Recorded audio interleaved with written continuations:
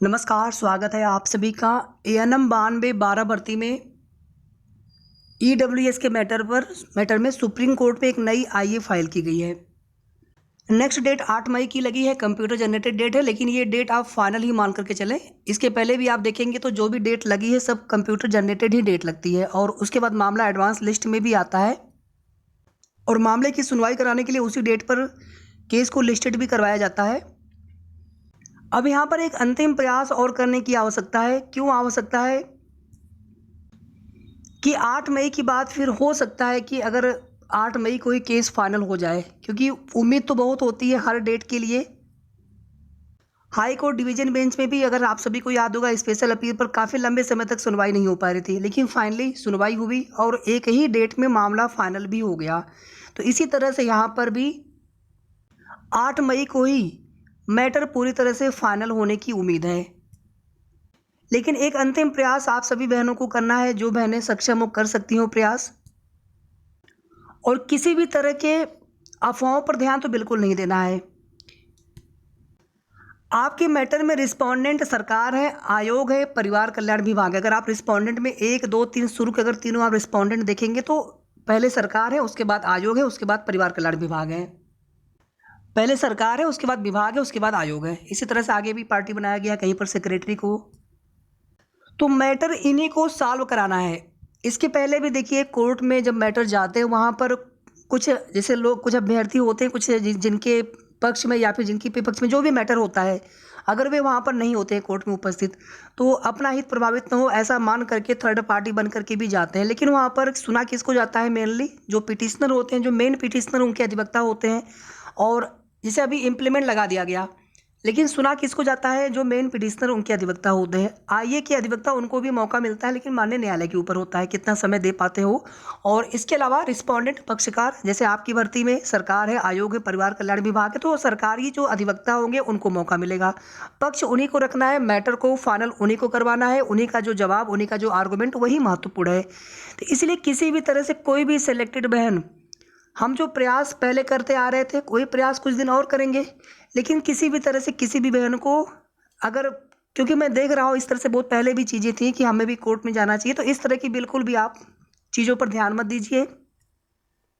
उससे केवल और केवल मैटर लंबा खिंचता है। कई भर्तियों के मैं उदाहरण आप सभी को बता सकता हूँ। अब अधिवक्ता रहेंगे, वो तो कहेंगे कि आप आइए, आपका पक्ष हम रखेंगे, लेकिन अपना हित अहित आप सभी को सोचना है। अब यहाँ पर देखिए लेखपाल भर्ती में चाहे याचिकाकर्ता जो कोर्ट में गए थे या फिर बाकी के अभ्यर्थी थे, सब लोग मिल करके अपना रिजल्ट डिक्लेयर करवाने के लिए कोशिश कर रहे हैं। इसके पहले भी सरकारी अधिवक्ता के साथ में याची के भी अधिवक्ता याची भी कोशिश कर रहे थे कि मैटर जल्दी फाइनल हो जाए, क्योंकि मैटर लंबा खींचने से किसी का भला नहीं होता है। इसी तरह से आप वाले मैटर में भी जो याची बहनें हैं, कोशिश ये करनी चाहिए आप लोगों को कि मैटर जल्दी फाइनल हो। अगर मैटर लंबा चलेगा तो उसमें आपका कोई फ़ायदा नहीं हो रहा, लेकिन जो सिलेक्टेड बहनें हैं, जो चयनित बहनें जिनको नियुक्ति पत्र मिल रहा है, कहीं ना कहीं उनकी नियुक्ति पत्र की जो प्रक्रिया रुकी हुई है। और यहाँ पर जो भी सीटें जोड़ी गई, ये सीटें नियमावली के तहत जोड़ी गई। नियमावली थी, उसी के अनुसार माननीय आयोग की तरफ से इन सीटों को अनारक्षित में जोड़ा गया था।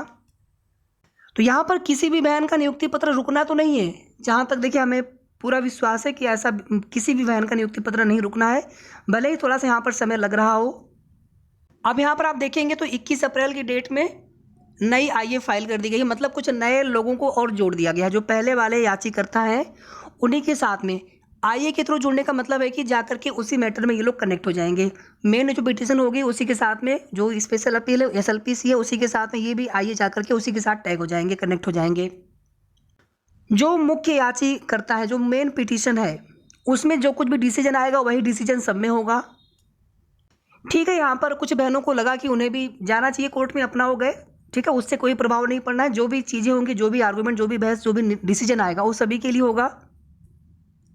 बस दिक्कत यहाँ पर ये होती है कि काउंटर एफिडेविट, फ्री ज्वाइंटर के चक्कर में जो है समय लग जाता है ज़्यादा, बस ये दिक्कत होती है और कोई दिक्कत नहीं होता। इसके अलावा कोर्ट का लीगल प्रोसीजर है, उसी के तहत आप देखेंगे 21 अप्रैल यानी कल की डेट में हुई सुनवाई में याची पक्ष के अधिवक्ता की तरफ से 4 वीक्स का टाइम मांगा गया था, क्योंकि उनको पता था कि उसके बाद सीधे सीधे फिर जुलाई की डेट लग जाएगी, या फिर जो भी समय मांगा गया था, मतलब कुल मिलाकर के समय लेने की कोशिश की गई थी, लेकिन माननीय न्यायालय की तरफ से 2 वीक्स का टाइम दिया गया है। तो अब यहाँ पर पूरी कोशिश हम सभी की ये होनी चाहिए कि 8 मई को केस फाइनल करा लिया जाए, वहाँ पर और अधिक समय न दिया जाए याचिकाकर्ता को या उनके अधिवक्ता महोदय को।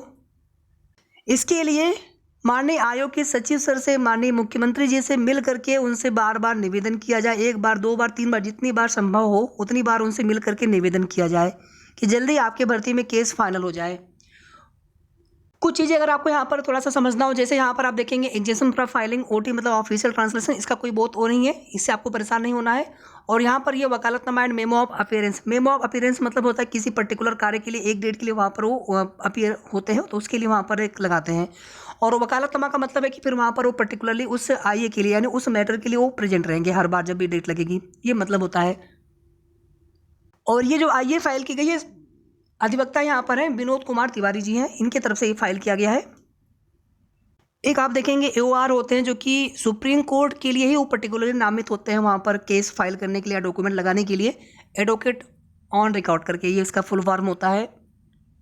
जैसे आपके मैटर में देखेंगे तो EMR शमशाद सर, ये AOR है। अब यहाँ पर नोटिस इशू किया गया था, तो नोटिस के लिए जवाब भी लगाना था सरकार की तरफ से भी, विभाग की तरफ से भी और आयोग की तरफ से भी। तो उसके लिए यहाँ पर श्री विष्णु शंकर जैन सर ये अपीयर हुए थे काउंटर एफिडेविट लगाने के लिए। एक बार कुछ बहनें परिवार कल्याण विभाग भी आप चले जाएंगे कि अपने स्तर से कोई कमी न रह जाए, क्योंकि आप देखेंगे उसमें नोटिस में ये लिखा हुआ था, एक शॉर्ट नोटिस आई थी असिस्टेंट रजिस्ट्रार की तरफ से, कि उसमें जो एक रिस्पॉन्डेंट नंबर 2 है यानी परिवार कल्याण विभाग सेकंड नंबर पर है, तो उनकी तरफ से जवाब या उनकी तरफ से उसका अनुपालन नहीं किया गया था, तो उसकी वजह से कोई दिक्कत ना हो। तो इसके लिए परिवार कल्याण विभाग के उच्च अधिकारियों के पास जाकर के भी कुछ बहनें एक बार ज़रूर आप निवेदन कर लीजिएगा कि आप लोगों की तरफ मतलब आपकी तरफ से अब यहाँ पर कोई दिक्कत ना हो, और पूरी कोशिश आप लोग करें कि मैटर फाइनल करवा लिया जाए, जितनी जल्दी हो सके 8 मई को ही फाइनल हो जाए तो सबसे अच्छा है।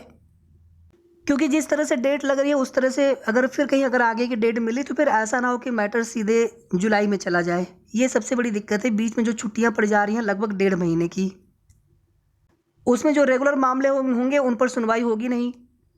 और आप सभी की जो मानसिक स्थिति है, जो इंतजार आप सभी को करना पड़ रहा है, क्योंकि इसमें गलती क्या है आप लोगों की, क्या आप लोगों ने 2-2 परीक्षाएं पास करके इतनी मेहनत से आप लोग मेरिट लिस्ट में, फाइनली मेरिट लिस्ट में आपका सिलेक्शन हुआ, क्या ये आपकी गलती है? तो गलती आपकी कुछ भी नहीं है, लेकिन जब मैटर कोर्ट में चला जाता है और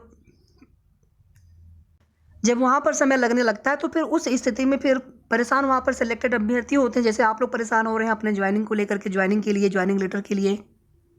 तो परेशान मत होइए, आप लोग धैर्य बनाए रखिए और एक अंतिम प्रयास हम सभी को और करना है आपकी भर्ती में, जल्दी कोर्ट केस वाला मैटर फाइनल हो जाए। एक आप देखेंगे जो सिंगल बेंच वाला आदेश था, जो केस डिस्पोज्ड ऑफ हुआ है, तो उसमें भी वही आप देखेंगे सुप्रीम कोर्ट वाला, उसमें जो भी मैटर है और एक पहले का जो सिंगल बेंच का ऑर्डर है, वही सारी चीज़ें वहाँ पर आधार बनाई गई। तो कुल मिलाकर के सुप्रीम कोर्ट में ये होने वाली सुनवाई ही बहुत महत्वपूर्ण है, सब कुछ इसी पर है। इसी के डिसीजन के बाद आगे की जो भी भर्ती की दशा और दिशा जो भी तय होनी है, सब कुछ इसी पर निर्भर है, माननीय सर्वोच्च न्यायालय में होने वाली सुनवाई के ऊपर। और हमें यहाँ पर पूरा विश्वास है, भर्ती प्रक्रिया पूर्णतया नियमावली के आधार पर पूरी की गई है, तो यहाँ पर किसी भी बहन का नियुक्ति पत्र नहीं रुकना है। धन्यवाद।